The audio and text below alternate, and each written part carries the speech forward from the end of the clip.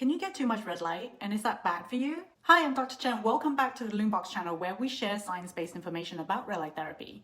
Today, I'm going to answer a commonly asked question.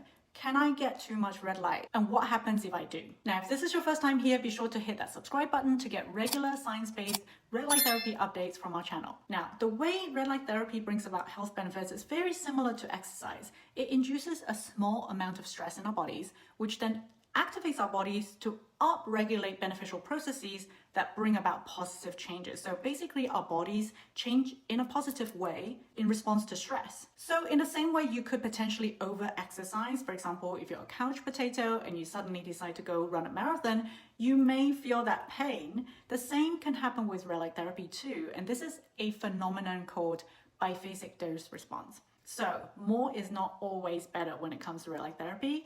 This is why for LUMEBOX, we have an automatic shut off at 12 minutes. This is based on a lot of different studies, kind of like a optimal dose that will apply to a lot of people.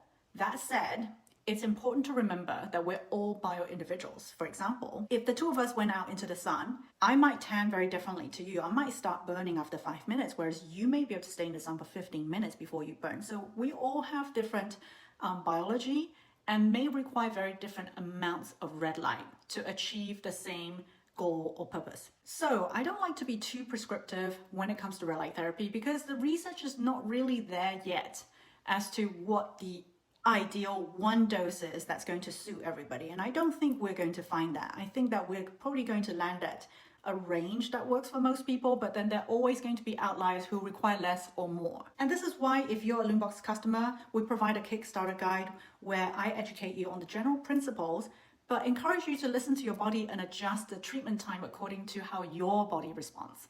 But let's have a look at some interesting studies, shall we? So let's have a look at this study on rats and dogs. They basically looked at the effect of low laser treatment on the size of heart tissue damage after a heart attack. And as you can see in this graph, lower light dosage actually led to a better improvement of heart tissue after a heart attack. In this study, they looked at the impact of different dosages of light on wound healing. In the first experiment, they changed the intensity of the light. Take a look at this graph showing the impact of receiving different light intensities. By the way, cell coverage just means how much of the wound actually healed. So the amount of recovery is on the x-axis. That's what they call cell coverage. Their conclusion was that no significant increase in cell coverage was observed at the lowest or the highest exposure intensities. You can see these results here. The highest and the lowest exposure intensities had very low percentage recovery rates. In other words, less of a positive effect on wound healing. Now, that doesn't mean getting too much light is necessarily harmful. It's just that you might not get the benefit you were hoping for, that's all. And this graph shows the second part of that experiment where the length of treatment time was varied. The longer the treatment time, the higher the light dosage. So as you can see here again, no significant increase in cell coverage was observed in people using it for the longest period of time. This means that there is a Goldilocks point in the middle where you want not too little or not too much light to get that maximal benefit.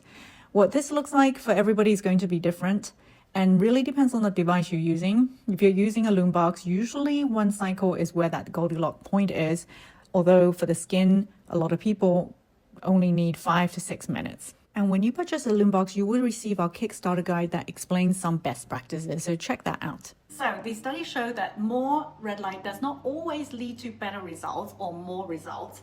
But what happens when you get too much? Is it dangerous? Now, if you have a full body panel, it's a lot easier to get too much light because your entire body is exposed.